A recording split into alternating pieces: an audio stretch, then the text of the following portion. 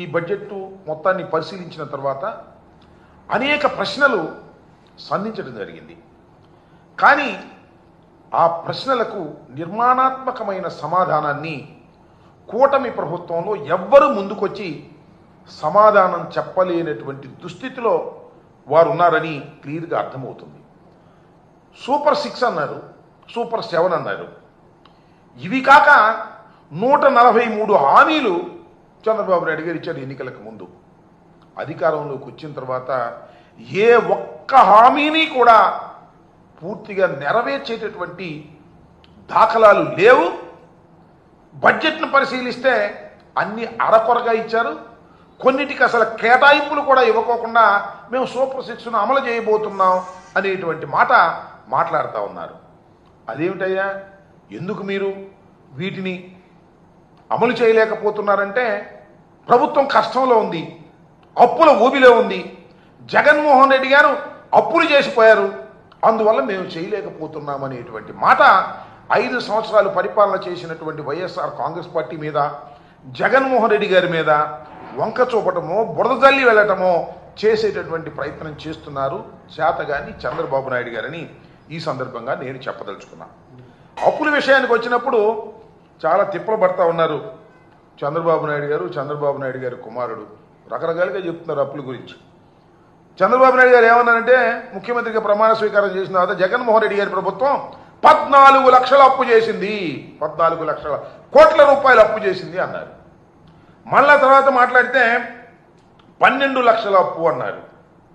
తర్వాత గత సంవత్సరం 10 లక్షల కోట్లు అని గవర్నర్ చేత చెప్పించారు. చివరికి బడ్జెట్లో చూస్తే ఆయన ప్రవేశపెట్టినటువంటి బడ్జెట్లోనే కాగ్ లెక్కల ప్రకారం 6,46,000 కోట్లు మాత్రమే అని చెప్పారు. ఏంటో నాకు అర్థం కాల. ముందు 14 లక్షలు అన్నారు, చివరికి చూస్తేనేమో కేవలం 6,46,000 కోట్ల రూపాయలు మాత్రమే అప్పు చేసినట్టుగా చెప్పేటటువంటి ప్రయత్నం చేశారు. అంతేకాదు, మొన్న ప్రవేశపెట్టినటువంటి బడ్జెట్ను ఒకసారి పరిశీలన చేస్తే ఎట్ ఏ గ్లాన్స్ అని మొత్తం ఒక రిపోర్ట్ ఉంటుంది. దానిలో అప్పులేంటి ఇవన్నీ కూడా వివరంగా ఉంటాయి. ఎట్ ఏ గ్లాన్స్ దానిలో అసలు ఆ పట్టిక లేకుండా తీశారు.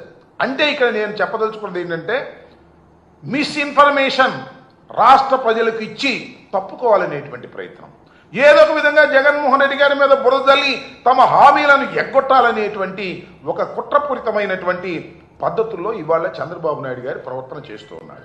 36,000 ప్రతి అర్హత కలిగినటువంటి బాలికకు 36,000 రూపాయలు ఇవాళ రాష్ట్రంలో అప్పుపడినటువంటి వ్యక్తి నారా చంద్రబాబు నాయుడు గారు ఎగ్గొట్టేటువంటి ప్రయత్నం చేస్తున్నాడు. This is also cheating. ఈ చీటింగ్ అని అడిగితే దానికి మాత్రం సమాధానం చెప్పరు. అంతేకాదు, నిరుద్యోగ భృతి 3,000 ఇస్తా ఉన్నారు. ఏడాదికి ఎంత ఇవ్వాలి? ఒక్కొక్కరికి 36,000 రూపాయలు ఇవ్వాలి. గత ఏడాది ఇవ్వలేదు. ఈ ఏడాది కూడా కేటాయింపులు బడ్జెట్లో లేనే లేవు. అంటే ఈ ఏడాది కూడా ఎగ్గొట్టేటటువంటి కార్యక్రమాన్ని తీసుకున్నారు. అంటే ఒక్కొక్క నిరుద్యోగికి 52,000 బాకీ పడ్డాడు. ఇది మోసం కాదని అడుగుతా ఉన్నా. ఏమండి చంద్రబాబు నాయుడు గారు, ఏమండి కూటమిలో ఉన్నటువంటి ముఖ్యులు నారా లోకేష్ గారు, మంత్రి గారు, నేను అడుగుతా ఉన్నా, దిస్ ఈజ్ నాట్ చీటింగ్ అని అడుగుతా ఉన్నా. ఇలా మీరు మోసం చేసేటటువంటి కార్యక్రమం చేస్తున్నారు. ఇక తల్లికి వందనం గురించి చెప్పాల్సిన అవసరమే లేదు. తల్లికి వందనం నీడు బడ్జెట్లో కేటాయించారు, 500 కోట్లు ఎంతో కేటాయించారు. ప్రతి పిల్లవాడికి, తల్లికి కాదు ప్రతి పిల్లవాడికి, జగన్మోహన్ రెడ్డి గారు అయితే 2 పిల్లలున్నా 3 పిల్లలున్నా తల్లికి 15,000 రూపాయలు ఇచ్చాడు. మేము రానిండి అధికారంలోకి, ఎంతమంది పిల్లలుంటే అంతమందికి అన్ని 15,000. ఒక 15,000, 2 ఉంటే 30,000, 4 ఉంటే 45, 3 ఉంటే 45,000, ఇంకా ఉంటే ఇంకా అవసరమైతే పిల్లల్ని కనండి నేను ఇస్తానని చంద్రబాబు నాయుడు గారు చెప్పారు. ఈ దుంపది అదే నాకు అర్థం కాల. మరి వచ్చి సంవత్సరం అవుతుంది, జీవో ఇచ్చాడు, కేటాయించాడు, కానీ డబ్బులు ఇవ్వాలి. చీటింగ్ కాదని అంటున్నా.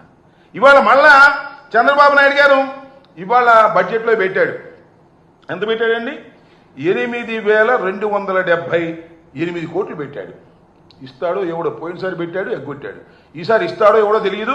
8,278 కోట్లు పెట్టాడు. అసలు కావాల్సింది ఎంత లెక్క చూస్తే? లెక్కలన్నీ కూడా ప్రభుత్వం దగ్గర ఉన్నాయి, ప్రజలకందరికీ తెలుసు. 13,050 కోట్ల రూపాయలు ఇవ్వవలసినటువంటి అమ్మఒడికి, అదే వందనం, తల్లికి వందనం, వాళ్ళ పేరులో తల్లికి వందనానికి 8,278 కోట్లు పెట్టాడు. అవి కూడా ఇస్తాడో ఇవ్వడో తెలియదు.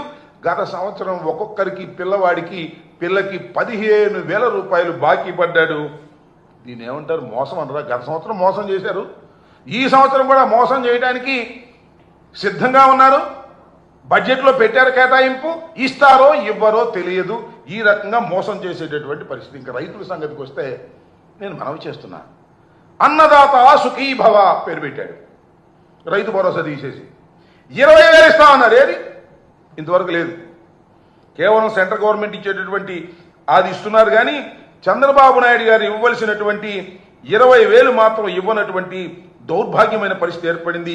ఇది కూడా మోసమా కాదా చెప్పమని మనం చేస్తున్నాం. అలాగే ఎస్సీ ఎస్టీ మైనారిటీలకు 50 ఏళ్ళు నిండితే పెన్షన్ ఇస్తామని చెప్పారు.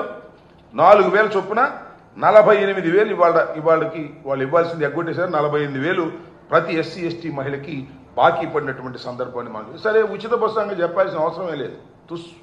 ఉచిత బస్సు లేదు, ఏమీ లేదు. మహిళలకి ఏం ఉచిత బస్సు ఇస్తాం, మీరు ప్రయాణం చేయొచ్చు అన్నారు, అది చేయలేదు. దానికి 3,000 కోట్లు కేటాయించాలి, బడ్జెట్లో లేదు. ఇది మోసం కాదని అడుగుతా ఉన్నా. ఇక దీపం పథకం సంగతి చూడండి. మొన్న దీపం పథకం దీపావళి రోజున ప్రారంభించారు. ఎంతండి మొత్తం ఖర్చు కావాల్సింది? 3,900 కోట్ల రూపాయలు. కేవలం ఎంత ఇచ్చారు? పోయినసారి 865 కోట్ల రూపాయలు ఇచ్చారు. ఇవాళ 2,600 కోట్లు పెట్టారు. ఇస్తారో ఎవరో తెలియదు. ఈ విధంగా పచ్చి మోసం చేసేటటువంటి కార్యక్రమాలు ఇవాళ నారా చంద్రబాబు నాయుడు గారు చెప్తున్నారు, చేస్తున్నారు. మోసాలన్నీ కూడా. అంతేకాదు, ఎన్నికలు కూడా రాకముందు వైఎస్ఆర్ కాంగ్రెస్ పార్టీ అధికారంలో ఉన్నప్పుడు 66 లక్షల మందికి పెన్షన్ ఇచ్చాం. కానీ ఇవాళ 62 లక్షల మందికి ఇస్తున్నారు. 4 లక్షల మందికి ఎక్కడేశారు, కట్ చేసి పారేశారు. ఈ విధంగా 4 లక్షల మందిని మోసం చేసేటటువంటి కార్యక్రమాన్ని నారా చంద్రబాబు నాయుడు గారి ప్రభుత్వం చేస్తుందని ఈ సందర్భంగా నేను మనవి చేస్తున్నా. అప్పుల విషయంలోనూ ఈ విషయంలోనూ అన్ని విషయాల్లోనూ ఈ విధంగా మోసం చేసేటటువంటి కార్యక్రమం చేస్తున్నారు. ఉద్యోగ కల్పనలు మన గవర్నర్ గారు చెప్పాడు, 4 లక్షల ఉద్యోగాలు మేము సృష్టించాము అన్నారు.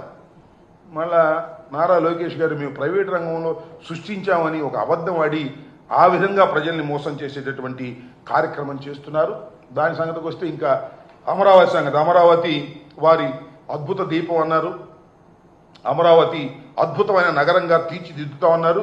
మరి మాట్లాడితే అది సెల్ఫ్ ఫైనాన్స్ అన్నారు. దానికి ఎవరు పెట్టుబడి పెట్టాల్సిన అవసరం లేదు, దానంతనే పెట్టుబడి తెచ్చుకుంటుంది, అదే అభివృద్ధి చెందిపోతుంది అన్నారు. బడ్జెట్లో మరి కేటాయింపులు ఎందుకు పెడుతున్నా నాకు అర్థం కాల. 26,000 కోట్ల రూపాయలు ఇవాళ అప్పు తీసుకోవాల్సినటువంటి పరిస్థితి వచ్చి ఇవాళ ట్రంక్ ఇన్ఫ్రాస్ట్రక్చర్ కోసం 26,000 కోట్ల రూపాయలు ఖర్చు పెట్టేటటువంటి కార్యక్రమాన్ని ఇవాళ చంద్రబాబు నాయుడు గారు చేస్తున్నారు. ఈ విధంగా ప్రజలని మోసం చేసేటటువంటి కార్యక్రమం నారా చంద్రబాబు నాయుడు గారు చేస్తున్నారు. అంతేకాదు, ఆయన రాజా అని ఏదో బూతులు మాట్లాడంటున్నారు. అయ్యా ఇవాళ ఆయన ఎవరండి?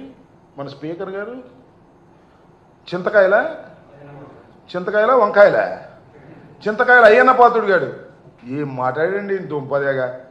పచ్చి బూతులే కదండి. జగన్మోహన్ రెడ్డి గారిని, నన్ను, రోజాని ఎన్ని బూతులు ఇచ్చాయండి మహానుభావుడు. ఆయన మాత్రం స్పీకర్, బ్రహ్మాండమైనటువంటి స్పీకర్ అవ్వచ్చు. పోసానికి ఇష్టముడు ఏమైనా తిట్టాడు, లోపలేసి 15 ఏళ్ళు తిప్పుతున్నారు. ఏం పోయే కాలం వచ్చింది, ప్రజలు గమనించట్లేదా అని అడుగుతా ఉన్నా. ఎవ్రీథింగ్ ప్రజల బుర్రల్లో ఉంటాయి, గుర్తుపెట్టుకోండి. ఓటేసే రోజున దుర్మార్గంగా వ్యవహరిస్తున్నారు, అన్యాయంగా కేసులు పెడుతున్నారు, అక్రమంగా అరెస్ట్ చేస్తున్నారు, అక్రమంగా కోర్టుల చుట్టూ తిప్పుతున్నారు. దీనికి మూల్యం చెల్లించక తప్పదు. ఎవరు అందరికన్నా ముందు మూల్యం చెల్లించాల్సింది అదే మన జనసేన అధిపతి పవన్ కళ్యాణ్ కాదు, అదే చంద్రబాబు కూడా కాదు, లోకేష్. గుర్తుపెట్టుకో, వీళ్ళందరి బాధితులు, వీళ్ళందరి బాధితుల భార్యలు, ఈ అందరి బాధితుల కుటుంబాలు నీకోసమే ఎదురు చూస్తున్నాయి. లోకేష్, ఎర్ర బుక్కు రాశావు కదా, ఆ ఎర్ర బుక్కుకి ప్రతిఫలం నీ జీవితంలో అనుభవించక తప్పదు. గుర్తుపెట్టుకోమని మనం చేస్తున్నా.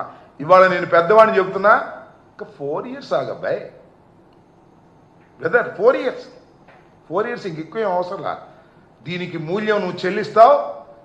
చెల్లించే విషయాన్ని ప్రజలు చూస్తారు. గుర్తుపెట్టుకోమని మనం చేస్తున్నాం.